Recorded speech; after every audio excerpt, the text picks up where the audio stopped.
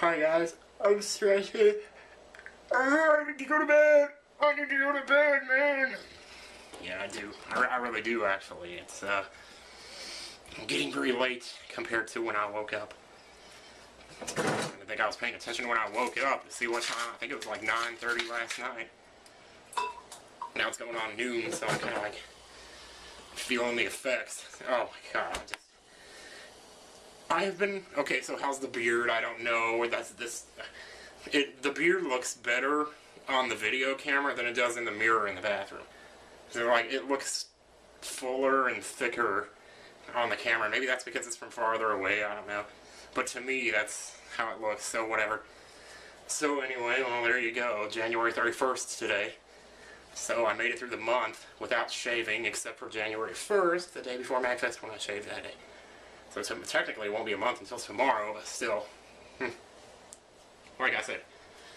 So I just got done playing Kuni for like all that time.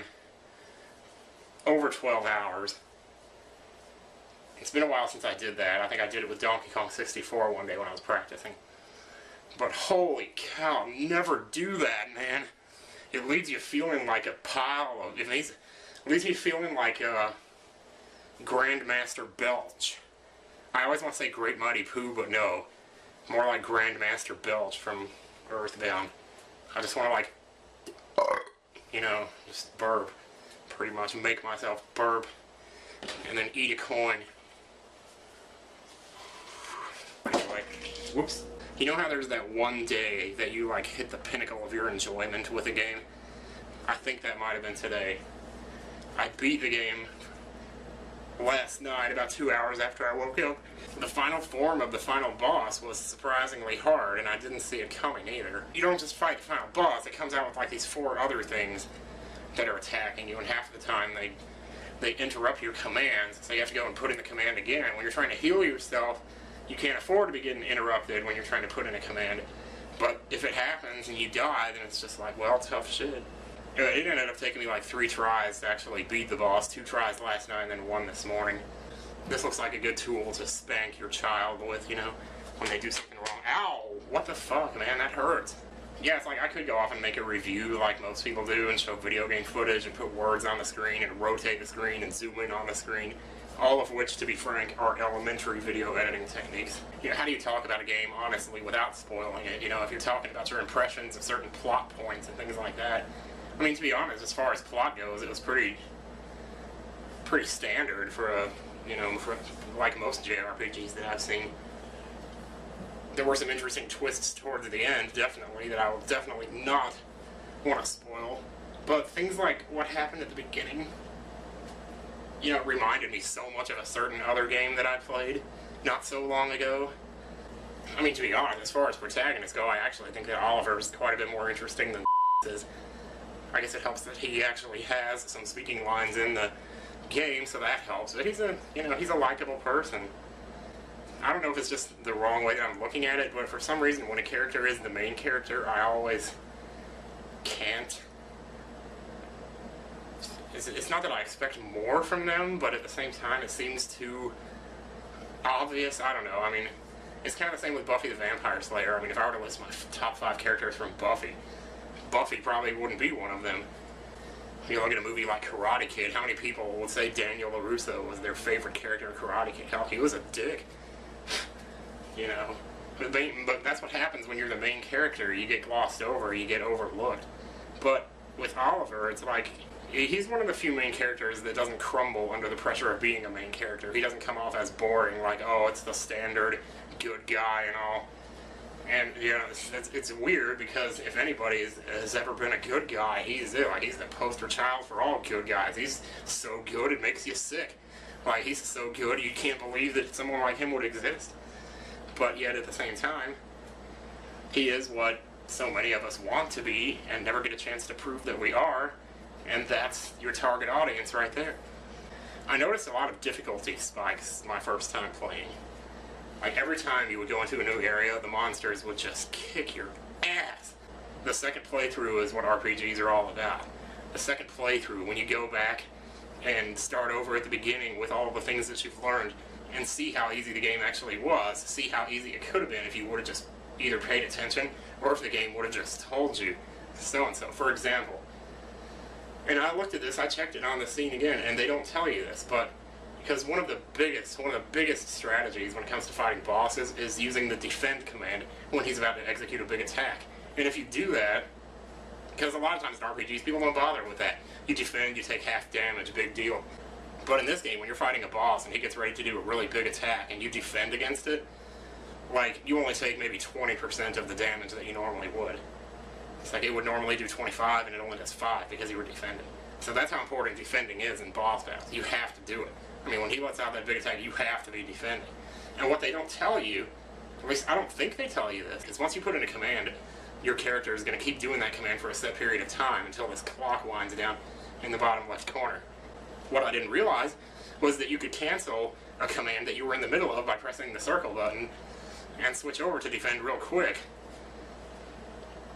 I don't recall, I mean, they probably say it in the instruction manual though.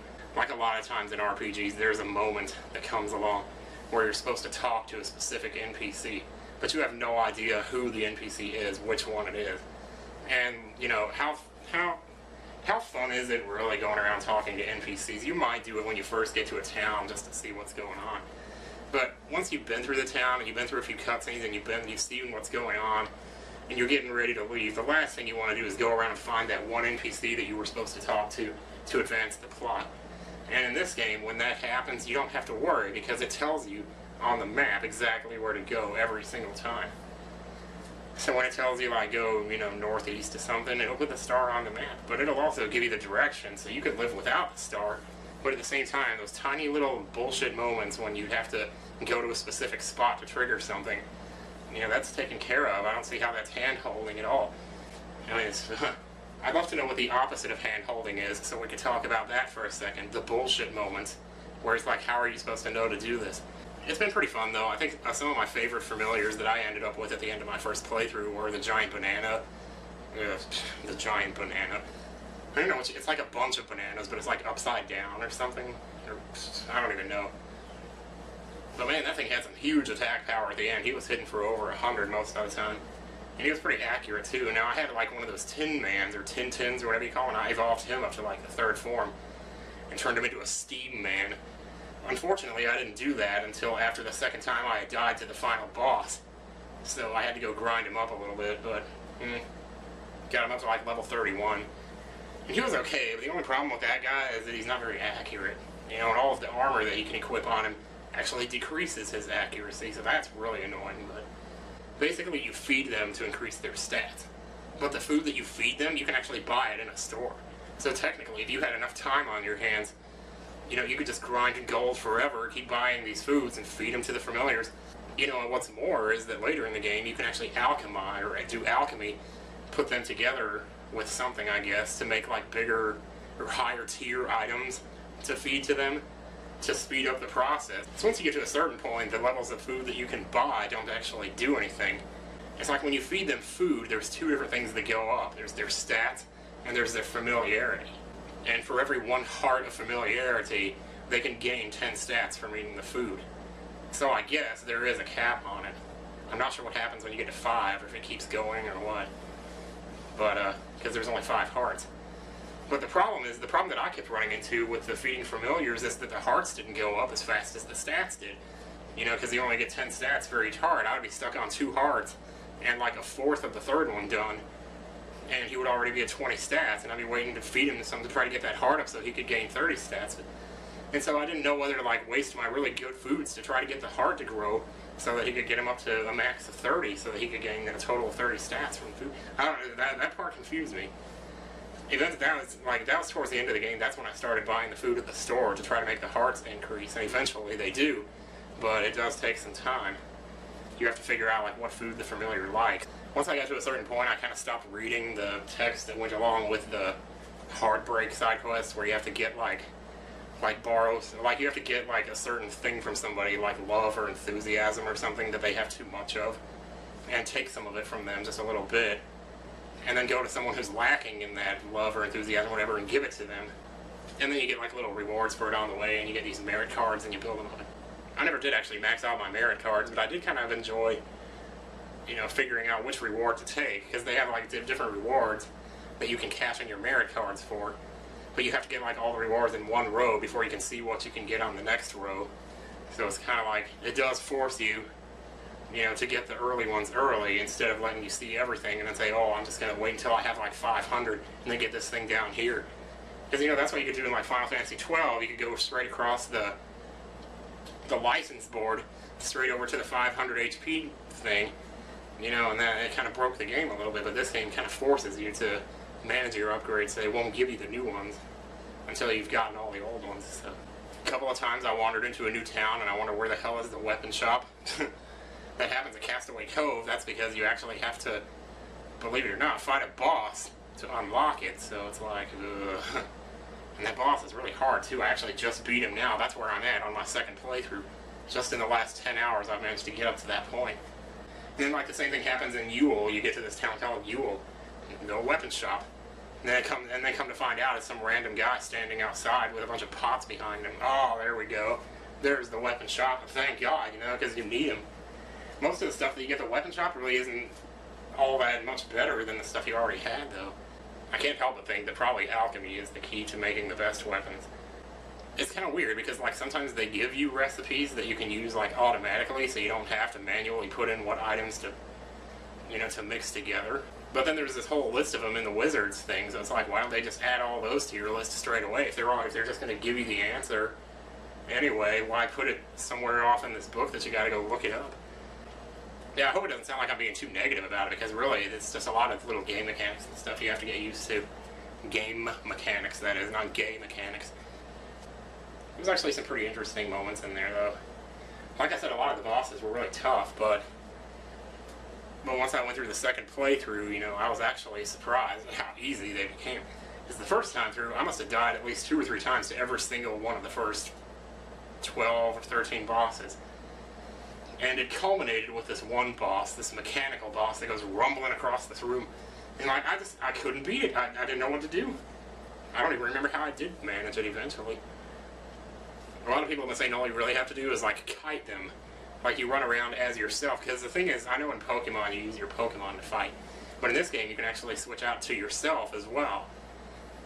And sometimes you can beat bosses really cheaply by doing that, because you run around as yourself outside of the arena, and as yourself you actually have access to the healing touch spell, which your familiar might not. Oh, and the other thing, your familiars and you share the same HP bar, so you can have 3 familiars with you at a time. But anytime you throw one out there, you gotta be mindful. I just spit. Anytime you throw one out there, you gotta be mindful that he's sharing the same HP as you, and so when he gets low and you pull him back, you don't just throw out another one. You have to stop and heal. And so half the time in boss battles, that's what I'm doing, is running around as myself. Cast healing touch, healing touch, healing touch. And if you're lucky, it'll actually keep up with his attacks if he has some kind of ranged attack or something he's trying to do. So it's like healing touch, defend, healing touch, you know. You gotta develop a rhythm for it, and then once you get to full life, throw the familiar out and let him attack a few times until you start running out of HP again, rinse and repeat. That's how most boss battles still go for me even now. And I don't know if they meant for it to be that way, but it is a little bit weird. I'm actually beating them without dying now, and at lower levels. Overall, it's an excellent game, though. The story. There's one thing missing. Okay, alright. It's just the last little bit of this is going to be spoilers, okay? So if you don't want to hear spoilers, turn it off now. There's one tiny thing that I was kind of hoping to see in the ending that I didn't see. Because his mom died, so is he just living alone in the house now? What I was kind of hoping was to see maybe him get adopted by, you know, by Myrtle's parents. I can't remember their names. But I thought that would have been kind of sweet. He could have been like her brother or something, because they had such like good chemistry in the story, and they had this one scene where he finally gets her to, you know, the scene where he finally gets her to walk outside, and then they're like playing Ring Around the Rosie for a second. I don't know, it's so freaking cute, but it's so believably cute though. It's like, I don't know, you actually care about this. You're actually happy for the characters, and especially for her. There were a couple of times, maybe later in the game, where I think there should have been voice acting and there wasn't. But other than that, I can't complain. It's been awesome. I can't wait to play through it again and see what I missed. At any rate, I'm going to say goodbye. This video's been way too long. Probably edit it tomorrow. I don't know. See you later, guys.